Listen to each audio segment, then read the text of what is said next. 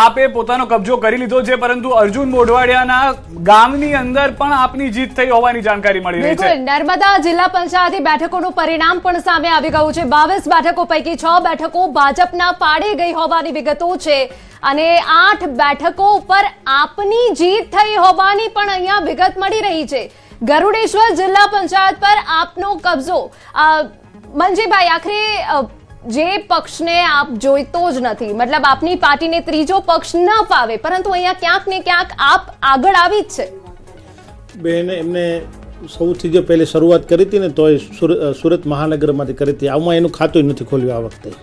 એટલે આ વાર આવી વિપક્ષી પાર્ટીઓ જે માત્ર ને માત્ર સમાજની અંદર અરાજકતા ફેલાવી, ખોટા સોશિયલ મીડિયાના એકાઉન્ટો ઊભા કરવી અને ગુજરાત જેવા પવિત્ર રાજ્યને કે જે ભારતનું ગ્રોથ એન્જિન છે એને બદનામ કરવું, ગુજરાતને સાંસ્કૃતિક મહત્વનું જવાબ લઈશું, પરંતુ અપડેટ આપી દઈએ। જિલ્લા પંચાયતની કોલકી બેઠક કે જેને લઈને પણ અપડેટ સામે। રાજકોટ જિલ્લા પંચાયતનું પરિણામ સામે આવી ગયું છે। રાજકોટ કે જે રાજકારણનું એપી સેન્ટર છે, કોંગ્રેસ અને આપનું ખાતું ખુલ્યું હોવાની અહીંયા વિગતો મળી રહી છે।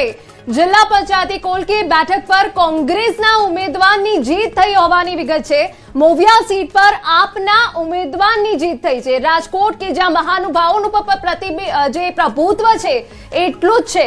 અને આપને વિગતો આપી દઈએ કે જ્યાં નૈનાબા જાડેજા કે જેઓની જીત થઈ હોવાની વિગતો છે અને નૈનાબા જાડેજાની હાર થઈ છે અહીંયા આગળ કે તેઓ પ્રયાસ કરી રહ્યા હતા જીત માટેના, પરંતુ જે સમાચાર છે તે પ્રમાણે નૈનાબા હારી ગયા છે। એક જંગ પણ જોવા મળ્યો હતો રીવાબા વચ્ચે અને નૈનાબા વચ્ચે, પરંતુ અત્યારના જે છે રાજકોટથી સમાચાર કોંગ્રેસ માટે થોડા ચિંતાજનક કે નૈનાબાની હાર થઈ છે। પ્રયાસ તેઓ છેલ્લા 5-7 વર્ષથી સતત કરી રહ્યા છે, પરંતુ રાજકોટની અંદર જે ગઢ છે માનવામાં આવતું હતું કે તેની અંદર ગાબડું પાડવું પણ એક મોટી વાત છે। મોવિયા સીટ ઉપર ભલે આપ જીતીને આવ્યું, બીજી એક સીટ પર કોંગ્રેસ જીતીને આવ્યું, પરંતુ આ કબજાવાળી ભાજપની બેઠકો હતી જ્યાં આગળ આ જોવા મળી રહ્યું છે। પાર્થિવરાજભાઈ, અહીંયા આગળ સૌરાષ્ટ્ર માટેથી એક સારા સમાચાર છે કે કદાચ મહાનગરોની અંદર અથવા તો જિલ્લા પંચાયતોની અંદર જ્યાં જ્યાં ભાજપ પાસે બેઠકો હતી તે પણ કોંગ્રેસ લઈ રહ્યું છે। સિદ્ધાર્થભાઈ, ખાસ કરીને જો આપ ગયા વર્ષના એટલે 2021ના પરિણામો અને હાલના પરિણામોને જો કમ્પેર કરશો તો આપને છે ને કોંગ્રેસ પાર્ટીના પરિણામોમાં ખૂબ સુધારો જોવા મળશે કમ્પેર કરીએ તો। અને સ્પષ્ટપણે 2022નું જે પરિણામ હતું વિધાનસભાનું, તેની સરખામણીમાં જોઈએ, 2021ની સરખામણીમાં જોઈએ, 2024ની લોકસભાની સરખામણીમાં પણ જોઈએ, તો ઓવરઓલ પરફોર્મન્સ કોંગ્રેસ પાર્ટીનું સુધર્યું છે। સ્પષ્ટપણે જેટલી અપેક્ષા હતી એ પ્રમાણેનું પરિણામ નથી આવી રહ્યું, પણ પરિણામમાં સુધારો ચોક્કસ દેખાઈ રહ્યો છે। હવે ખાસ કરીને હમણાં કચ્છની વાત કરતા હતા તો કચ્છ જિલ્લાના જે મંત્રી છે એ પોતાની સીટ, રત્નાલની સીટ નથી બચાવી શક્યા, ભાજપના ત્યાંના જિલ્લા પ્રમુખ નથી બચાવી શક્યા। રત્નાલમાં કોણ જીત્યું છે તપાસનો વિષય છે। ત્યારે ચોક્કસપણે હું માનું છું કે આવા અનેક જગ્યાઓની વાત થાય કે અલગ અલગ જગ્યાએથી ક્યાંક જીતુભાઈના ગઢમાં કોંગ્રેસ જીતી છે, જીતુભાઈ વાઘાણીના, એટલે વડોદરાની વાત જે ગણતરીના બૂથ છે તેના પર ચૂંટણી અધિકારીઓ ટેબલ પર તૈયાર થઈને બેઠા છે। બેલેટ પેપરની ગણતરી શરૂ કરી દીધી છે કે જે બેલેટ પેપરમાં કર્મચારીઓ કે જે ચૂંટણીમાં રોકાયા હતા તેઓના મત છે, ખુદ પ્રધાનમંત્રીનો મત પણ આ વખતે બેલેટ પેપરમાં કેદ થયો હતો તો તે પણ મત ગણવામાં આવશે। તમામ મત ગણતરીની જે શરૂઆત થઈ ગઈ છે અને હવે ન્યૂઝ 18 ગુજરાતીની ટીવી સ્ક્રીન આપ જોતા રહો। હવે તેમાં કોઈ છેડછાડ નહીં થાય, કારણ કે તુરંત જ આ આંકડાઓ બદલાવાની શરૂઆત થઈ જશે। આપ પણ રિમોટ સાઈડમાં મૂકી દો।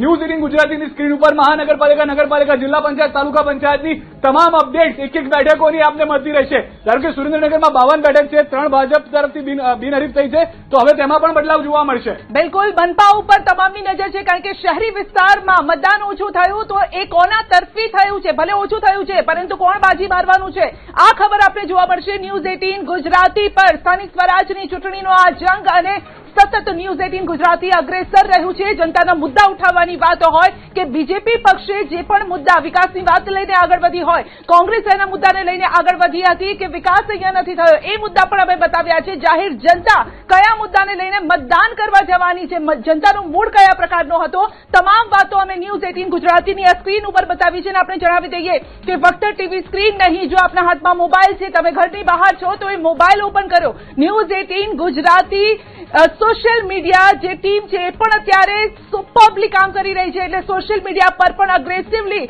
આપ આ રિઝલ્ટ આજ રાજકોટમાં ગુજરાત પ્રદેશ ભાજપના પૂર્વ અધ્યક્ષ ભરત બોઘરાએ મતદાન કર્યું। પત્ની સાથે લોકશાહીના પર્વની ઉજવણી કરવા પહોંચ્યા। લોકો વિકાસની રાજનીતિને મત આપી રહ્યા છે તેવું નિવેદન આપ્યું. રાજકોટ મનપાની 72 બેઠક પર કમળ ખીલશે તેવો દાવો કર્યો. હું સૌ રાજકોટવાસીઓને અને સૌ ગુજરાતવાસીઓને વિનંતી કરું છું કે 100% મતદાન દેશ હિત માટે, રાષ્ટ્રહિત માટે કરવું જોઈએ અને પોતાના મતનો ઉપયોગ 100% કરે. નવસારીમાં સવારે 7ના ટકોરાથી મતદાનનો પ્રારંભ થઈ ચૂક્યો છે. મધ્યપ્રદેશના રાજ્યપાલ મંગુભાઈ પટેલે લોકશાહીના પર્વમાં ભાગ લીધો. મંગુભાઈ પટેલે સ્થાનિક સ્વરાજની ચૂંટણીમાં મતદાન કર્યું છે. નવસારી મહાનગરપાલિકાની ચૂંટણીમાં મતદાન કર્યું છે. મંગુભાઈ પટેલે નવસારીની કોન્વેન્ટ સ્કૂલ ખાતે મતદાન કરી લોકશાહીને મજબૂત કરવા મતદારોને અવશ્ય મતદાન કરવાનો સંદેશ આપ્યો. પરંતુ છોટાઉદેપુરનો એ પણ વિસ્તાર છે કે જ્યાં આગળ પ્રયાસ હતો કે ભાજપ ફરી એક વખત ત્યાં આગળ બેઠકો કાયમ રાખે, કારણ કે તે પણ એવો બેલ્ટ છે કે જ્યાં આગળ અપક્ષ અથવા તો આમ આદમી પાર્ટી જે છે તે પણ આવી શકે તેમ છે અને તેને લઈને જ અત્યારના જે પ્રયાસ છે તે જોવા મળી રહ્યા છે. અલગ અલગ વોર્ડ છે, અલગ અલગ જગ્યાએથી ભાજપ અને કોંગ્રેસ જે છે તે પોતાનું જોર લગાવી રહ્યા છે. કેટલીક એવી બેઠકો, કેમ કે 189 જે અન્યની બેઠકો છે તેની અંદર આમ આદમી પાર્ટી જે છે તે પ્રયાસ કરી રહી છે. રાજકોટથી સમાચાર. વોર્ડ નંબર 2 માં ભાજપની આખી પેનલ જીતી ગઈ છે, પરંતુ કોંગ્રેસના ઉમેદવાર નૈનાબા જાડેજાની જે હાર થઈ છે તેને લઈને પણ અત્યારના જે મત જે છે તેનું અંતર ઓછું હોવાની જાણકારી છે. ટૂંક સમયમાં તેનું પણ ચિત્ર જે છે તે સ્પષ્ટ થઈ જશે. રઘુવંશી અને બ્રાહ્મણ સમાજની નારાજગી વચ્ચે આ જીત માનવામાં આવી રહી છે. બિલકુલ, અને રઘુવંશી સમાજે તો ખૂબ મોટો વિરોધ કર્યો હતો આ બાબતે, પરંતુ હાલ જે ચિત્ર સામે આવ્યું છે તેમાં કોંગ્રેસના ઉમેદવાર નૈનાબા જાડેજાની હાર થઈ હોવાની વિગતો છે. વોર્ડ નંબર 2 ભાજપની પેનલ વિજેતા થઈ ગઈ છે. સિદ્ધાર્થભાઈ, એક નાનકડું રિએક્શન જોઈએ છે કે આ વખતે નારાજગી સમાજમાં પણ જોવા મળી છે.